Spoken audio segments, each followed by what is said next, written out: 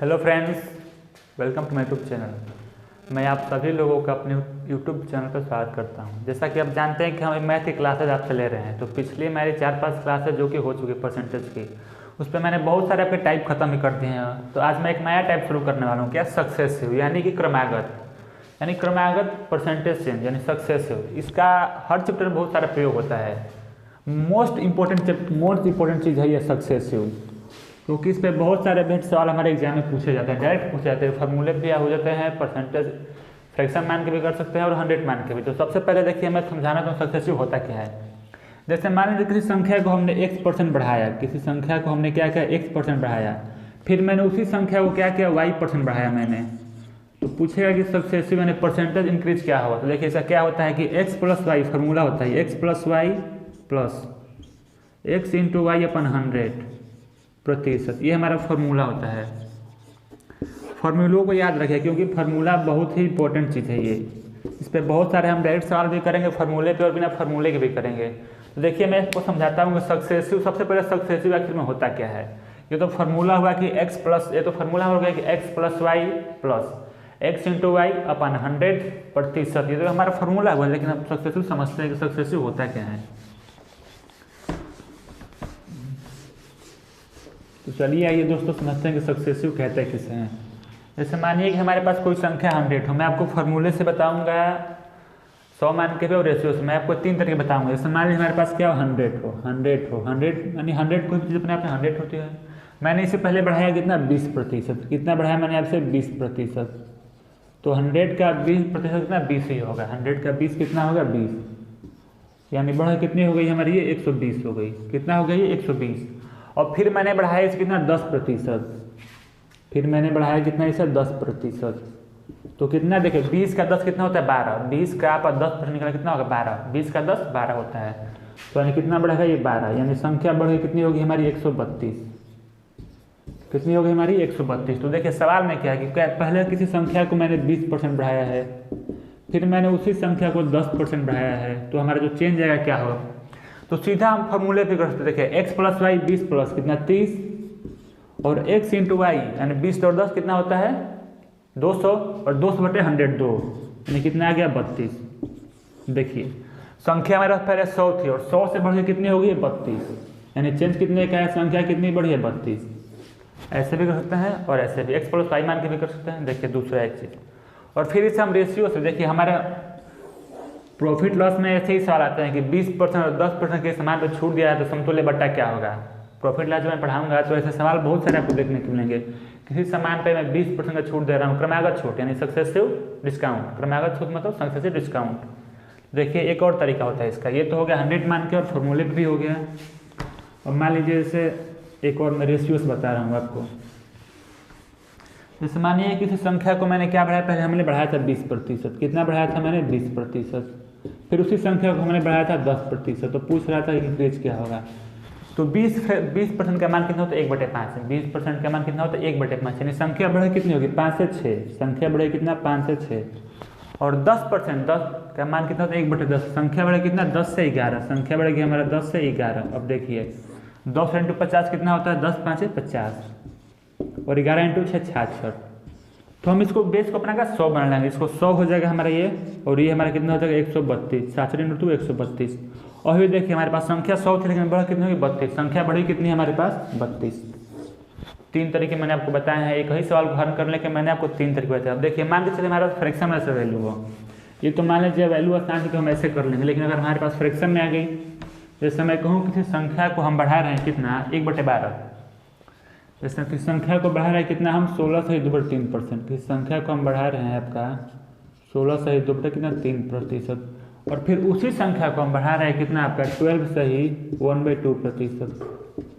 तो अब इसे हम कैसे करेंगे, इसे ना ही हम 100 मान के करेंगे, 100 नहीं फार्मूले भी होगा, ये फार्मूले भी अगर करेंगे ऐसे x + y और xy/100। अब रखिए आप 16 को यहाँ पे रखिए, 16 से 2/3 और ये रखिए यहाँ पे, फार्मूले पे तो होगा नहीं ये, तो इसे हम करेंगे किसे रेशियो से। देखिए रेशियो से कैसे करेंगे हम, जैसे संख्या हमारे पास कितनी है, संख्या को हम बढ़ा कितना रहे हैं 16 से 2/3%। देखिए इसका मान कितना होता है 1/6, 16 से 2/3% का मान कितना होता है 1/6। संख्या हमारे पास 6 थी, 6 से बढ़ कितनी होगी 7, और इसका मान 12 सही 1/2% का मान कितना होता है 1/8। 12 सही 1/2% का मान कितना होता है 1/8। संख्या बढ़ी कितनी है, संख्या होगी हमारी कितना 8 से 9। अब देखिए कट रहा है, 3 से कट रहा है, 3 से 6 जाएगा कितनी बार में 2 बार में, और ये 3 बार में। तो देखिए 8 गुना के 16 हो गया हमारा ये, और 70 कितना होगा 21। यानी संख्या पहले 16 थी हमारी, बढ़ी कितनी है 5, यानी बढ़ी कितनी हमारा 5/16। अब इसको बदल देंगे 100% में, यानी संख्या बढ़ी कितनी है हमारी इतना बढ़ी, कितना बढ़ी 5/16% संख्या बढ़ी है हमारा।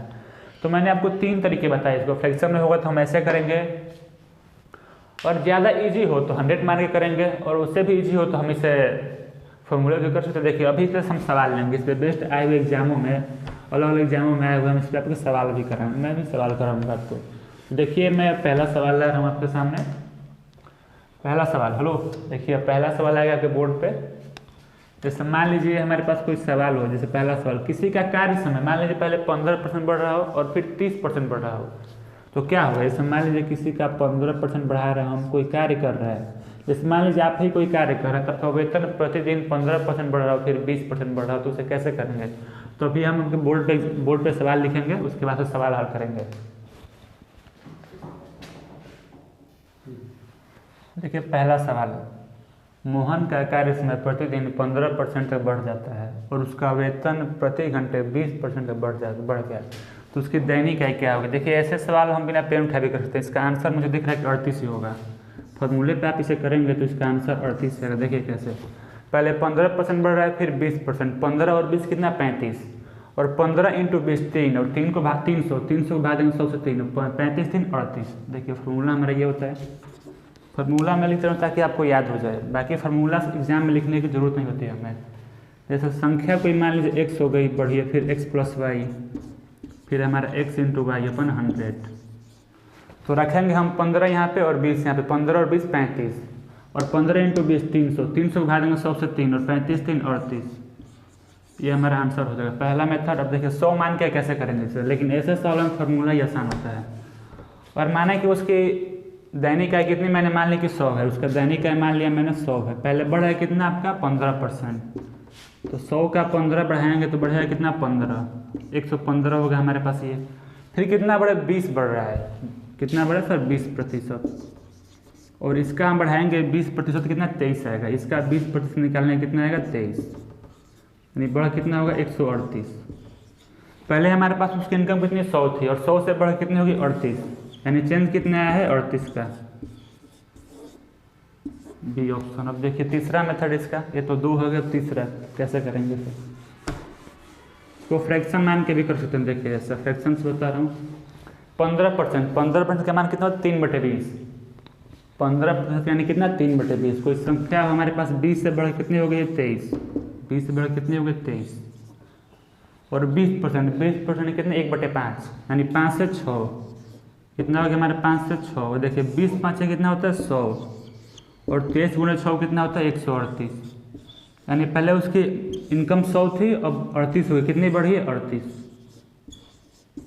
Option number B. तो ये दूसरा सवाल। देखिए दूसरा सवाल क्या कह रहा है कि यदि किसी आयत की प्रत्येक भुजा में 22% की वृद्धि की जाती है तो उसके क्षेत्रफल में कितने की वृद्धि होगी। देखिए आयत का एरिया क्या होता है, आयत का एरिया बार क्या होता है लंबाई × चौड़ाई, यानी लेंथ × ब्रेथ। आयत का क्षेत्रफल क्या होता है एरिया × लंबाई, यानी लेंथ × ब्रेथ, यानी क्षेत्रफल बराबर लंबाई × चौड़ाई। जो आयत का एरिया होता है क्या होता है सर लंबाई × चौड़ाई।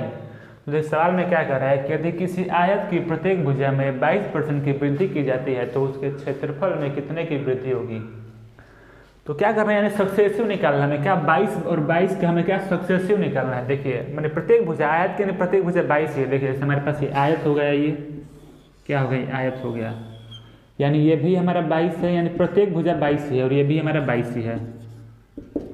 आयत की प्रत्येक भुजा कितनी 22 है। देखिए आयत का पहले तो क्षेत्रफल पता होना चाहिए आपको, इतनी जो ये जो मैंने लिखा है ये सब आपको पता होना चाहिए, ये सब लिखना नहीं पड़े मुझे। आयत का क्षेत्रफल क्या होता है एरिया = लेंथ × ब्रेथ, और ये हमारा आयत है, क्या है सर ये हमारा आयत है रेक्टेंगल, और इसका देखिए यानी प्रत्येक भुजा कितनी दी है 22 दी है, कितनी दी है 22 और 22, और इसका मैं सक्सेसिव निकाला। देखिए 22 का सक्सेसिव यानी क्रमागत निकालना है, 22 और 22 44। देखिए जो आंसर आएगा हमारा 44 से बड़ा होगा, तो 44 पहला ऑप्शन होगा नहीं।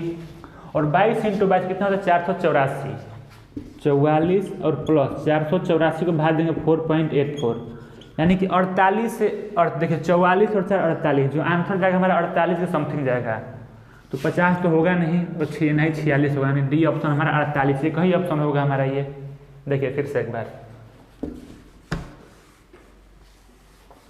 आयत का क्षेत्रफल क्या होता है, लंबाई इंटू यानी लेंथ इंटू ब्रेथ। जो आयत का एरिया होता है क्या होता है, लेंथ इंटू ब्रेथ। ये हमारी आयत होगी जैसे ये, यानी प्रत्येक भुजा कितनी दी है 22%। देखिए इसमें भी 22 की वृद्धि करनी है और इसमें भी 22 की वृद्धि करनी है। जैसे क्या सक्सेसिव निकालना है क्या, देखिए सर 22 + 22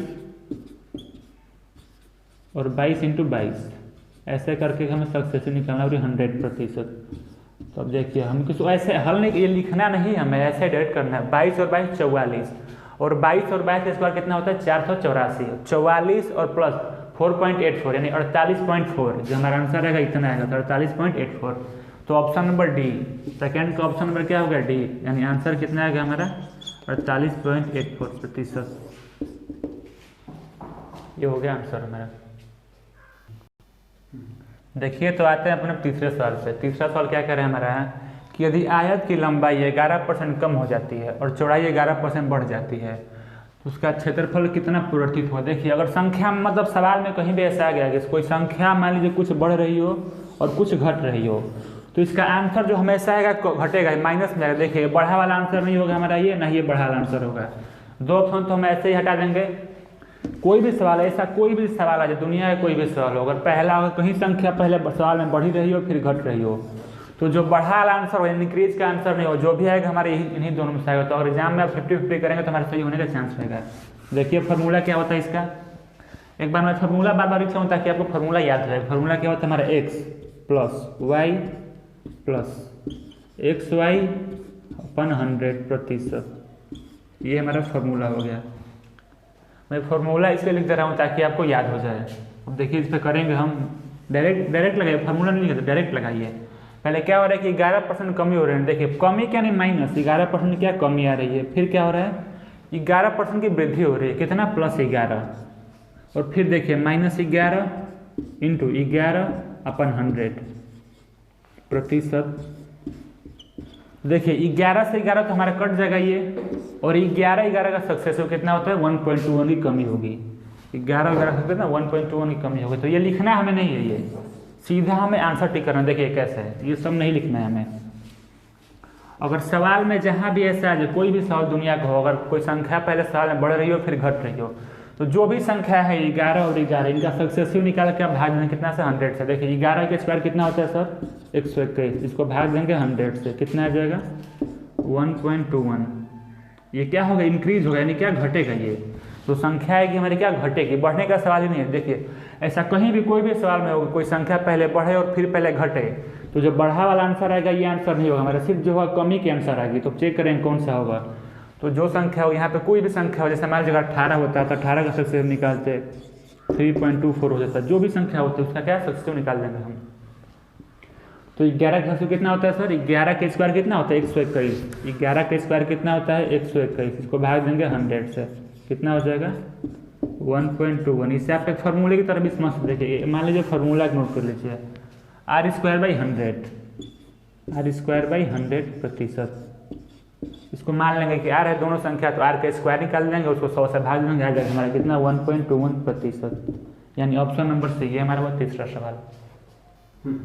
तो आइए दोस्तों चलते हैं अपने लेसन चौथे सवाल पे। देखिए चौथा सवाल क्या कह रहा है हमारा, कि एक वृत्त की त्रिज्या इस प्रकार बढ़ जाती है ताकि इसकी परिधि 15% बढ़ जाए, तो वृत्त के क्षेत्र में प्रतिशत वृद्धि क्या होगा। देखिए और हम चले जाए वृत्त में ऐसे, तो ऐसे तो सर हम करते रहेंगे, हमसे हो नहीं पाएगा ये। लेकिन देखिए मैंने आपको बताया अभी एक सवाल में, मैंने आपको बताया पहले सवाल में क्या होता है सर, अगर संख्या सिंगल संख्या दी हो, कितनी दी है 15% की वृद्धि हो रही है, तो हमें क्या सक्सेसिव निकालना है। हम क्या करें सक्सेसिव, और 15 का सक्सेसिव कितना होता है सर 32.25।